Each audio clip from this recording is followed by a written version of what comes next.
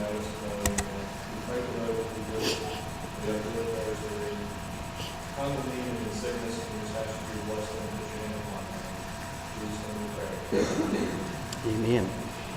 Tonight we're going to look at a parable, or actually two parables. I was planning on doing just the one, but the more I started looking into this, the more I saw that these two parables really coincide together. They really complement the same message. And the next week we're going to pick up on this the message that Jesus gives. And so we're going to pick up on some background information about what's taking place. Tonight we're going to see Jesus we kind of fast forward from the last parable where we were. The last few parables that Jesus has brought, he's been in Galilee, he's been in more of the country area, more of a laid-back atmosphere. Well, when he gives these parables, this was within the last week of Jesus' life, his ministry on earth. And so there's a few things that takes place. Where we pick up in our message tonight is Jesus has come to Jerusalem. He made the entry into Jerusalem riding upon a donkey. And so that happens on the Sunday before he's crucified. And so then on Monday, Jesus has some different things going on. And then he has actually Monday he has a lot of big things going on. Monday he goes into the Temple Mount and overturns the tables. Remember that story? Where they are misusing God's house. They've turned it into basically a business. And Jesus goes in and he overturns the tables. And that is a big thing because this has become a money-making machine for the powers that be. And so Jesus was threatening to override the big money-making machine for the powers that be. So that happens on Monday. Then, of course, Monday afternoon in Jesus, as you pick up in John chapter 11, he goes and raises Lazarus from the dead. And then Tuesday morning he comes back into town, and that's where we're going to pick up on these different things that happen. So we're going to read about the authority of Jesus being challenged. We're going to read about the parable of the two sons, the parable of the tenants, and then we're going to talk about the cornerstone, the kingdom given and the kingdom taken. That's going to make more sense as we go through this.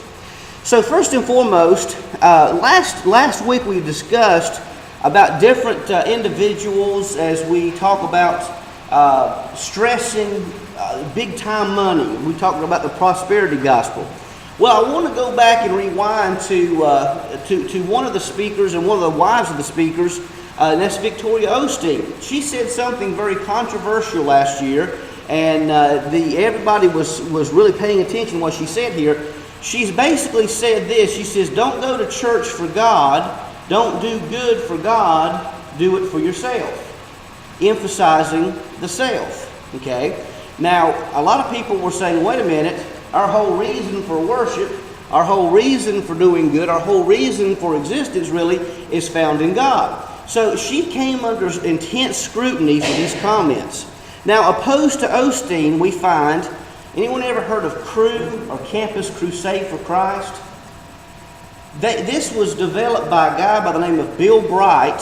Guys like Josh McDowell, whose works have had a big influence in my life, came up with the 4 spiritual laws. And one of the last things you find is this logo found on the screen, talking about the difference between the self-directed life, where the self is in the throne room of one's life, as opposed to the Christ-directed life, where Christ is on the throne room of that person's life. So this brings up the question that we need to present as we go through this series tonight, we go through this message tonight. Can a person serve Christ and the self?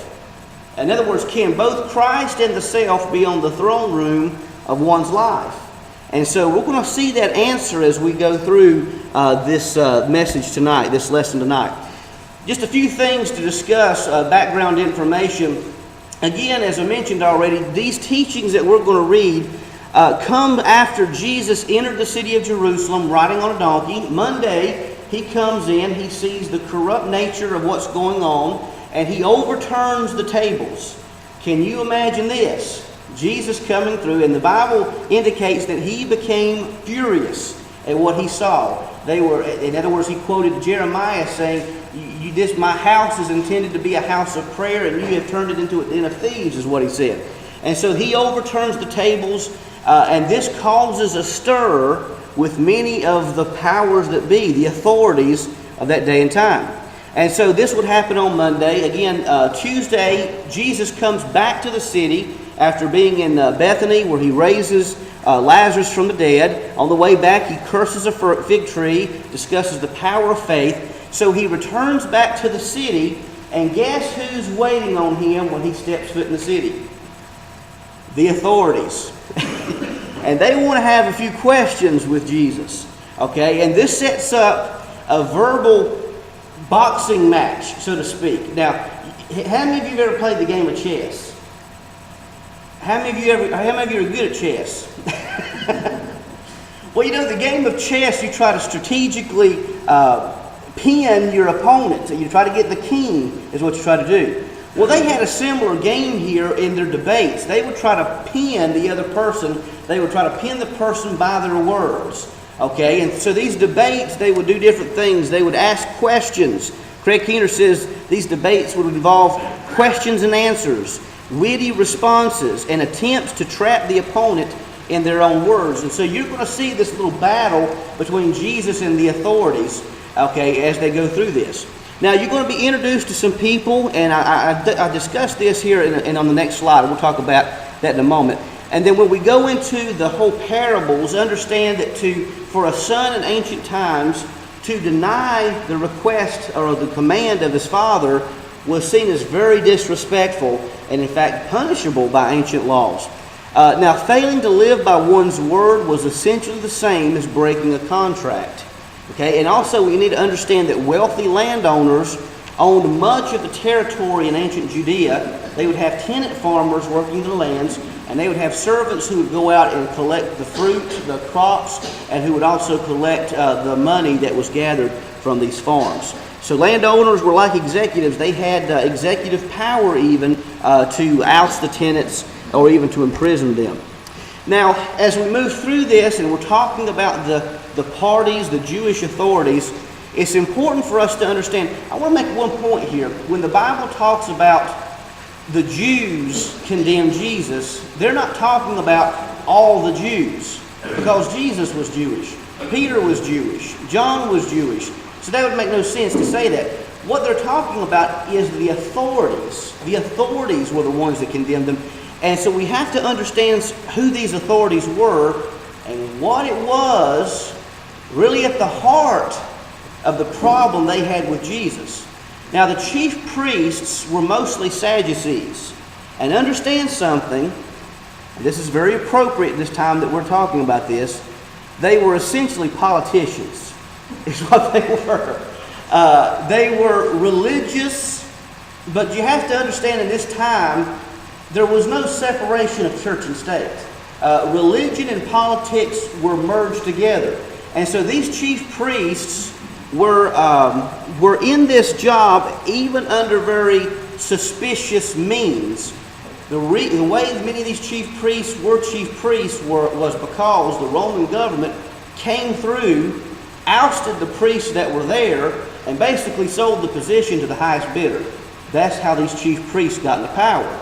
So what do you think their main motivating factor is behind this?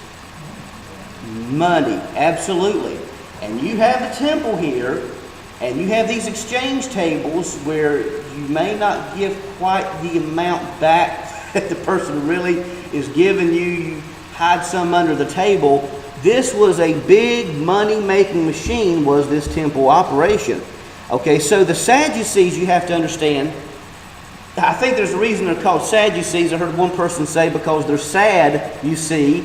This was also a political group. Now, they were religious in name only, but now they believed in God. But now here's the ridiculous thing about this group. They only held to the first 5 books of the Bible. They didn't believe in angels. They didn't believe in demons. They didn't believe in a final judgment. They didn't believe in a resurrection. They didn't believe in an afterlife. They didn't believe in any accountability, really, and they believed they didn't really necessarily hold to the sovereignty of God. I'm thinking to myself, Just how religious were these folks? I mean, I don't know. But they were very rich, aristocratic rulers who had gained their power because of their cooperation with the Roman government. Okay, so understand it was, even though Jesus disagreed with the Pharisees, it was the Sadducees who had Jesus executed. And again, why do you think they had him executed? Any guesses?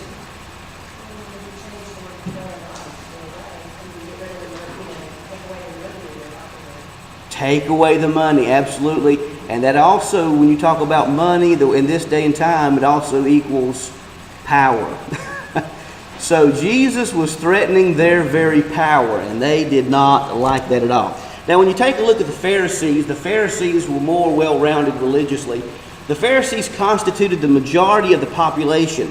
The problem was the Pharisees were actually religious folks. The problem was they weren't politicians, and so they never could gather the power that the Sadducees had. They accepted all of the Old Testament.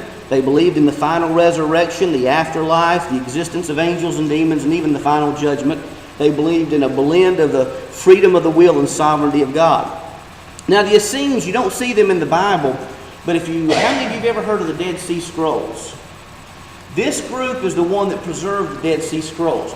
Many people believe that these were the guys who were actually supposed to be the priests who were kicked out. Okay, and so these guys became basically monks. And so they were like the Pharisees, accepted all of the Old Testament and even some extra writings. They also believed in the final resurrection. They also believed in the afterlife, the existence of angels and demons, and the final judgment. They also talked about the end times as well. Now, they were more deterministic. They believed that everything was due to fate, okay, as well. So I just give this as a backdrop to help us understand the groups that Jesus is dealing with at this time. And at this point in time, he's really dealing more with the Sadducees, these political powers in office that's trying to pigeon Jesus down, pin him down, mainly because they were mad because Jesus disrupted their business is what was taking place. So someone, if you will, read for us verses 23 through 27 of Matthew chapter 21.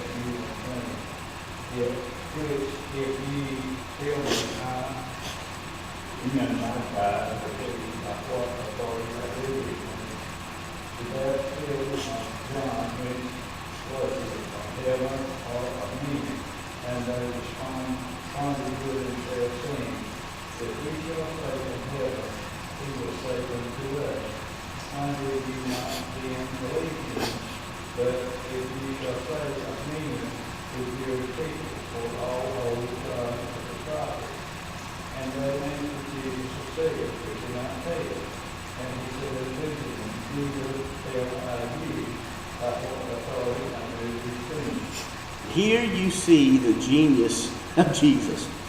The Sadducees, as a matter of fact, next week I've decided to extend our Bible readings because I want you to see this whole battle and its conclusion because it gets funny. These guys are trying to pigeon Jesus down. They're trying to pin him down. And by asking him by what authority does he do these things. In other words, what they're saying is, essentially, who do you think you are coming in here overturning our tables and doing this? Who do you think you are? And so they asked him this question. It wasn't really because they were wanting to know. They were trying to condemn him is what they were doing. They were saying, are you doing this by human authority or are you doing this by divine authority? Now understand something. Either way Jesus answers this, they're going to condemn him for something. If Jesus says that I do this by my own authority, I do it by human authority, then they could have accused him of a sinful or unlawful act because he overturned their tables. But if he said by divine authority, they could have accused him of blasphemy. So in other words, they're sitting to themselves thinking, we got him now. Now let's see how he answers this. We've got him now. Let's just wait. Well, Jesus answers by asking them a question. He throws it back at them. He says, well, by what authority did John the Baptist do the things that he did? By whose authority? Now, they've got an even bigger problem, because everybody considered John the Baptist a prophet. And John the Baptist told everybody that I'm not the Messiah, but this Jesus of Nazareth, he's the Messiah. So how do they answer? Well, if they say that he was of God, then Jesus would basically have said, well, then why didn't you believe him and when he told you that I'm from God? But if they say that he came from human authority, then the people would have been outraged, saying, hey, wait a minute, this John the Baptist was a real deal. He was a true prophet. And they would have had their heads. So they're back thinking about this, thinking, now, I don't know, wait a minute. What do we do here? We can't answer this one way. Now we can't answer this other way. What do we do? So basically what they do is they come back and say, I don't know. And so Jesus says, well, if you won't give me an answer, neither will I give you an answer. So in other words, Jesus comes out victorious big time in this first encounter. So let's move on to the second section. Okay, this computer's acting funny here. Let's see if we can... All right, there we go. Verses 28 through 32, and we start getting into the parables. Actually, what Jesus does here is he answers their question, but he does so by giving a couple of parables, so that they've got to really stop and think about this, okay? So someone read for us the first parable here verses 28 through 32.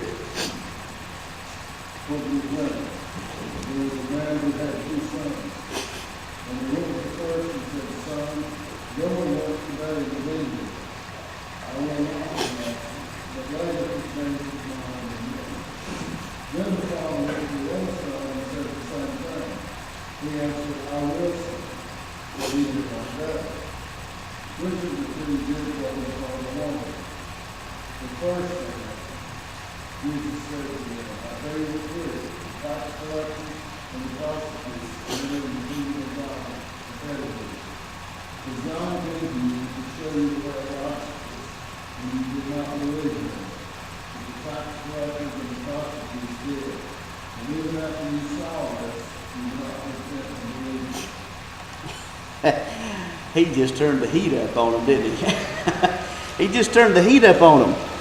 In other words, he gives this parable, and this parable tells the story of a vineyard owner who had two sons. And he tells both of his sons, I want you to go work in the vineyard for me. And the first one says to his father, no, I'm not going to do it. I don't feel like working in the vineyard today. I'm not going to do it.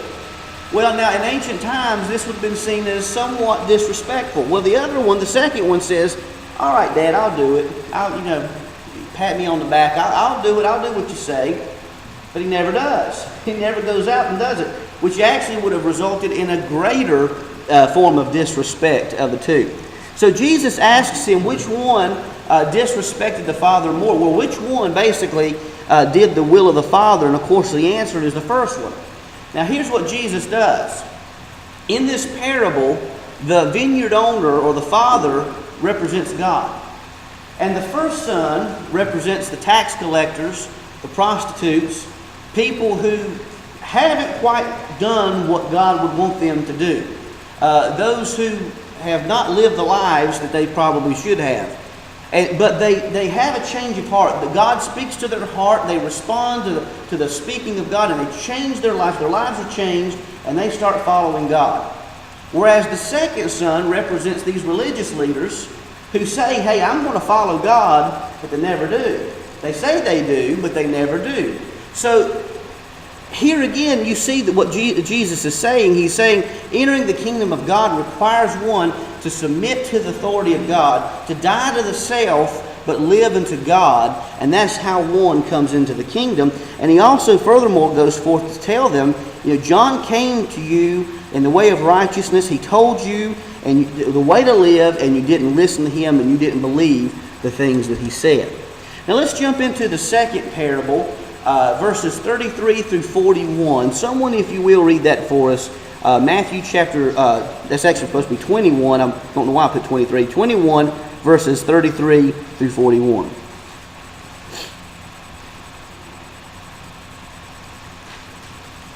Hear another parable. There was a certain landowner who planted a vineyard and set a hedge around it, dug a wine they were power.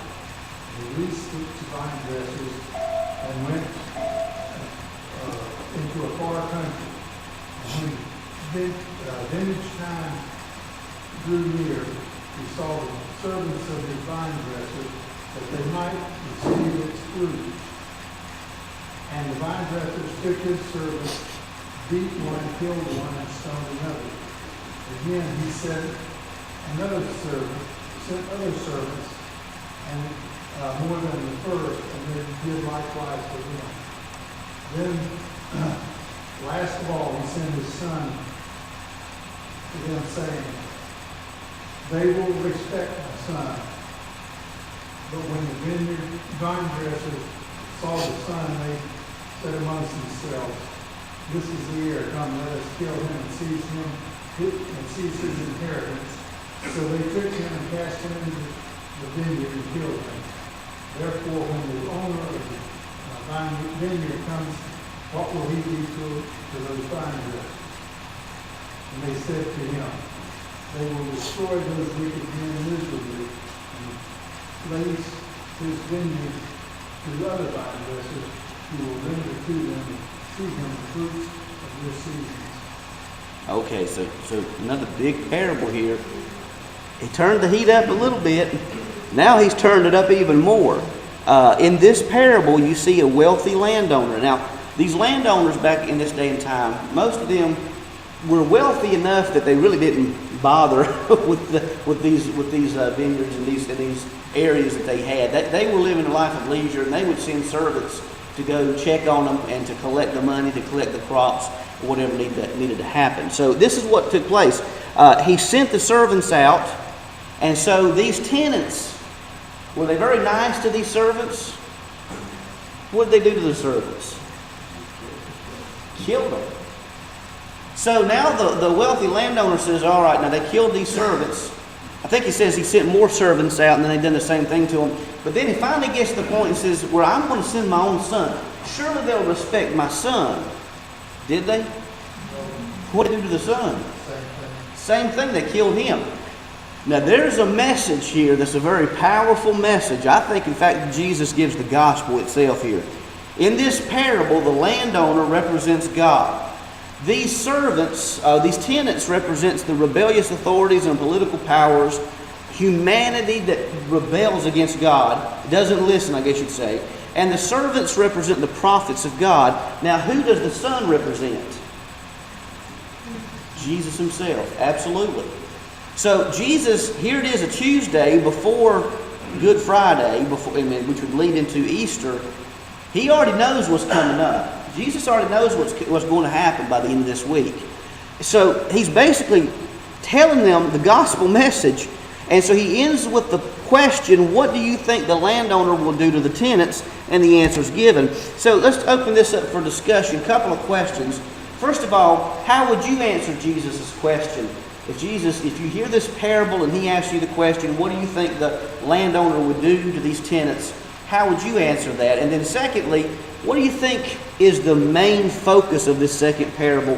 What do you think is the primary message he's giving in this parable?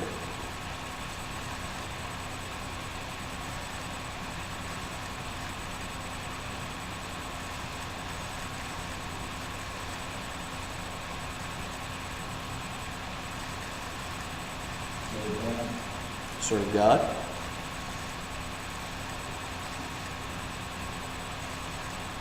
Any others?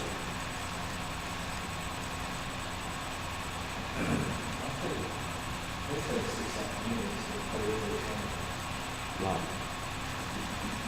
It's laid out, it's in this way, and uses it. Amen. There's a plan, and Jesus is the cornerstone. Yeah, that's a good point.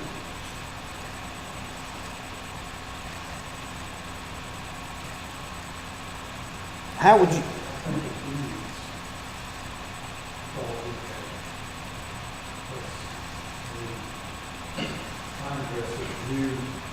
What was expected of them. They want to go to the owner's expectations. So they were not willing to be obedient disregarded, dishonored him and did their own thing. That kind of see that. I think you're right. So there's an air of disobedience even there. I mean, how do you think the tenants, these tenant farmers, how do you think they felt about the wealthy landowner? I mean, he had given them a job and everything, and basically he wasn't, the way the parables seems, he's not one who's just staying on their case all the time. In fact, he just lets them do their work, and he just sends people to come and gather, the crops and gather the money. I mean, so what do you think the tenants, how did the tenant farmers feel about this landowner? Pretty envious, I would say. Pretty envious, so that's a good point. They didn't see why he would be getting everything when they were doing all the work. Now, that's a good point. Don't see why he'd be getting everything. Now, let's go back to the devil in the Garden of Eden. What were some of the things that he was tempting Adam and Eve with? The fruits and the knowledge and not anything that they knew, but they thought they could. Being more like God. Because he said these words, did God really say? In other words, do you really think you have to listen to what God is saying? And so that kind of fits right exactly in with the parable there as well. We also have a progression that we sent the first servants. That didn't work, so he sent more servants. That didn't work, so he sent his own son. So if you think back, you have the Old Testament prophets, you have people that come and warn prior to Jesus coming, and you actually have his son coming. And they kill his son, they kill Jesus. That's right. And the warning is there that if you do not, produce your fruits for me, and turn over, give me what is mine, and murder my son, there is no safe haven for you. I will destroy you. Hit the nail on the head, and especially as we go through talking about this cornerstone, that's vividly what he says. I mean, it's one or the other. People have an option, one or the other. That's a good point. And in essence, the fact that we were sinners, we got to talk about sins, we all murder. Yeah. It wasn't, if you murder, it's garbage. That's a good point because that is the only way that a person can get to heaven is if there's a sacrifice for them. That's a good point.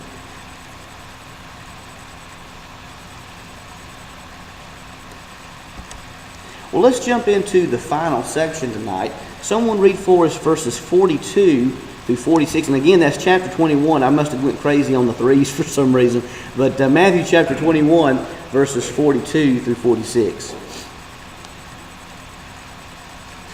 Jesus said to them, "You never let the decision. The stone was the builders rejected, and become the cornerstone. That was the Lord's doing, and the promise in our eyes. Therefore I tell you, the kingdom of God will be taken away from you and given to a people producing fruit. And the one who falls on the stone will be broken to pieces, and it will fall on anyone who will touch them." When the chief priests and the Pharisees heard this parable, they perceived that he was speaking about them, and although they were seeking to arrest him, they feared the crowds because they wasn't in the crowd. So here again, and we're going to come back next week and just read the parable, but we're also going to continue this discussion because he brings out some powerful points. So we're going to read chapter 22 next week. But yeah, they're trying to arrest him. They couldn't because at this time the crowds were with Jesus. And some people ask the question, how is it that the crowds turn so quickly on Jesus? Well, I think there's an answer if you read real carefully. They had a monkey trial. They only told those who were going to be on their side that Jesus was going to be condemned. It wasn't that everybody in the community. They had this private trial and only invited those who were going to condemn Jesus. to this. So anyhow, we'll get more into that as we go along. But Jesus quotes Psalm 118, verse 22, which states that the stone that the builders rejected has become the cornerstone. In other words, this stone was, he's talking about, was a pivotal stone in a wall, in the wall that they built. There's a pivotal stone. It was a weight-bearing stone, and if you remove the stone, the whole wall would come down. It's like, you ever played, was it Jenga, I think it is? They have other little games. You remove the block and you put them on top. And you can almost feel as you're playing that game, you can feel which blocks have that weight on there. And you remove the wrong block, guess what? The whole thing comes down. Well, this is what the cornerstone is. It's a weight-bearing wall imperative to the wall itself. This cornerstone, as he refers to also in Isaiah 8 and Daniel 2, is very important. And a person will either one of two ways approach this cornerstone that he tells us. But before we go to that, I want to read a parable, a little writing that a rabbi wrote in ancient times that Craig Keener reports. He says, if a pot falls, and these pots are like these clay jars. If a pot falls on a rock, woe to the pot. What's going to happen to the pot? Shatter. So if the pot falls on a rock, woe to the pot. If a rock falls on the pot, what's going to happen? Same thing, woe to the pot. Either way, woe to the pot. It's like that old saying, if you see steel and flesh, I heard someone talk about a person got injured at a manufacturing facility, and it was stainless steel versus human flesh. Any way you look at that, stainless steel is going to win every time. The flesh is not. So what he's saying here is that a person approaches this cornerstone in either one or two ways. Either the person falls upon this cornerstone, or the cornerstone and are broken to pieces, or the cornerstone will fall on them and crush them. So what this means is that when we come to Christ, when we come to God, we come as broken people. In other words, we have to die to the self in order to live unto God. And as we're going to go through this in our application section and give some scriptures where Jesus tells us this, we have to die to the self and live unto God, meaning that we make Him the Lord of our lives. Otherwise, if we fail to fall to pieces on this cornerstone, eventually the cornerstone will fall on us, crushing us.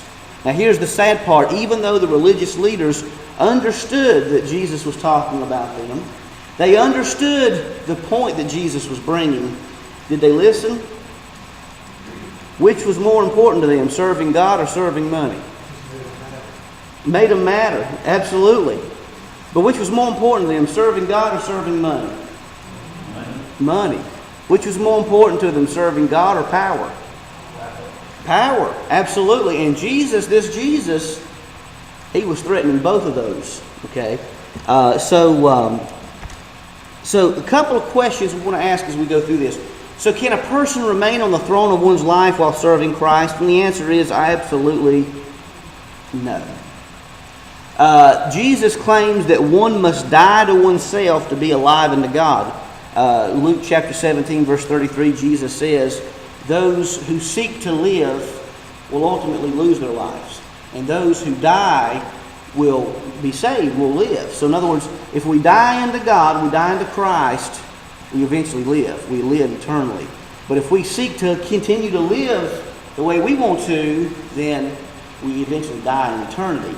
And of course that death is talking about an eternity in a place where God is not. And then of course we know that to be hell. We even do the baptism.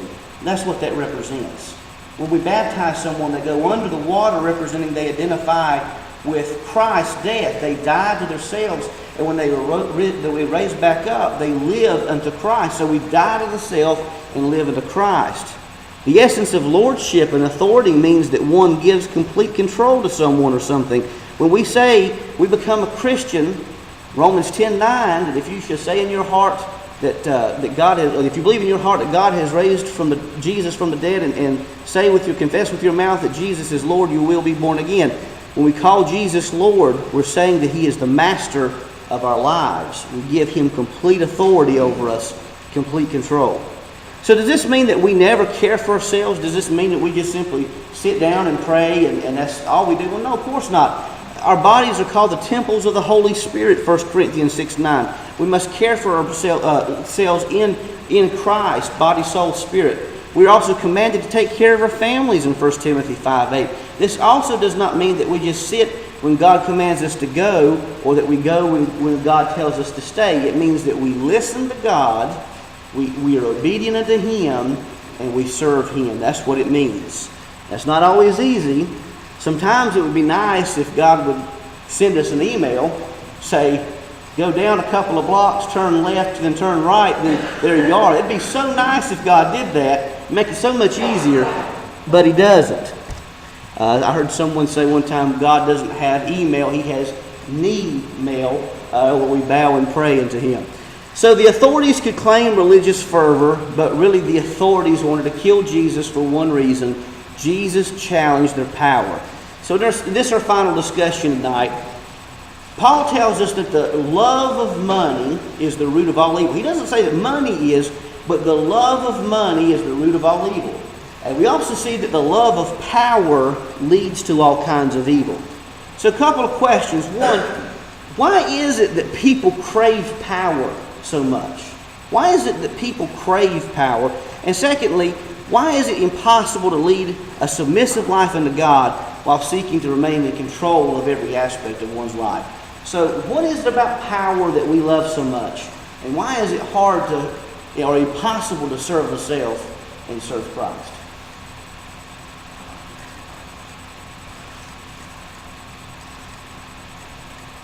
Well, people with power are fully taken care of. Well said. That's the drug of choice. Absolutely. Because how do you escape liberalism and no power?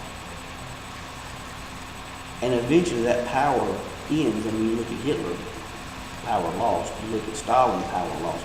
Pol Pot, power lost. You know, it eventually happens. You're right. You know, it's just an illusion, really. They want to think that they're in power. That's a good point. When they try to play it off, they have the power, even if the citizens are losing control, they try to hold them without power, so then it makes it look to the police as victims, but they still have power. You know, they don't know it. Right.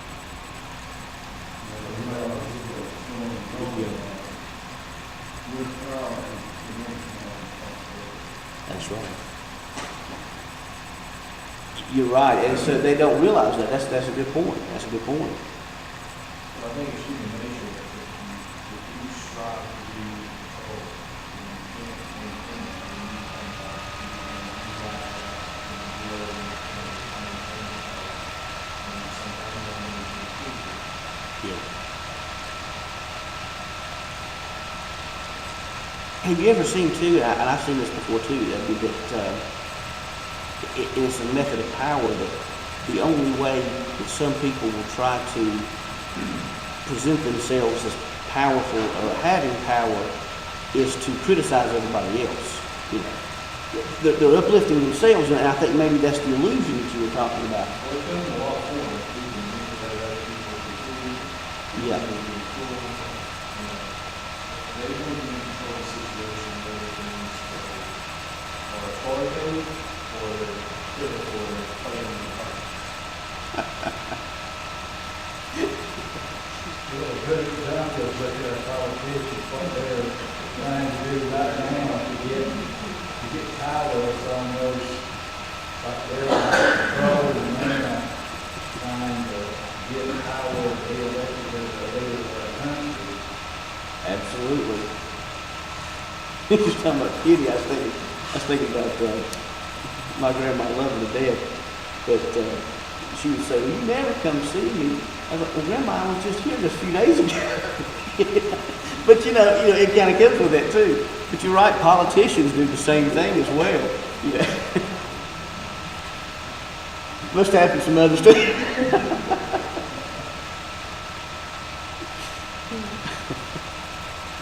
All Christians, you're too high, it's good to be doing the other. Right.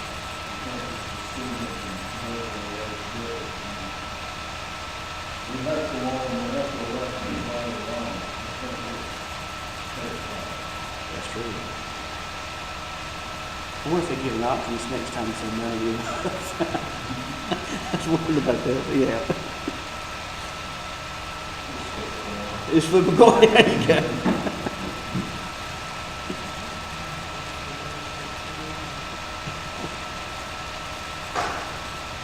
Well, what about the last question here? Is it possible? Why is it impossible to lead a submissive life unto God while seeking to remain in complete control of a person's life? Why is it impossible to? Why can't you have Christ on the throne of your life and have you at the throne of your life? Why is it that doesn't work?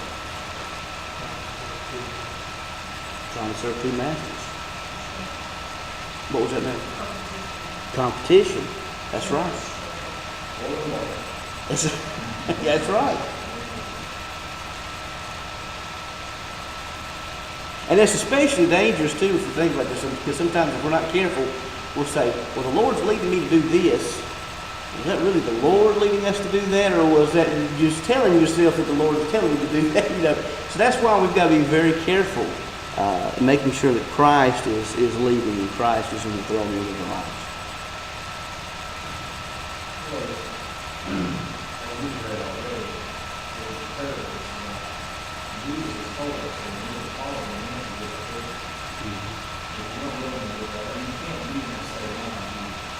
That's right. That's exactly right. Well said.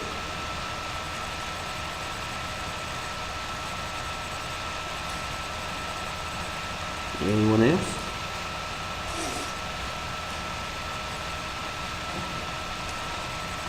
Well, all right. Next week we're going to look at the entire chapter 22, the entirety of chapter 22. It's a long chapter, but the parable is the first section. But since we've gone this far in this debate, I think it would really help us to see the way Jesus shuts down this. And eventually comes to a point in time you're going to see that they say, "I give up. We can't pin this guy on anything."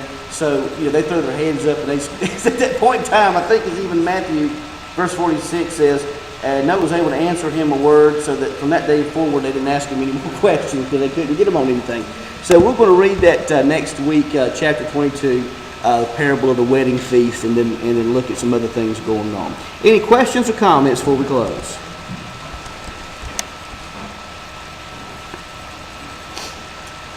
If not, Bob Legg, would you mind closing us with a word of prayer?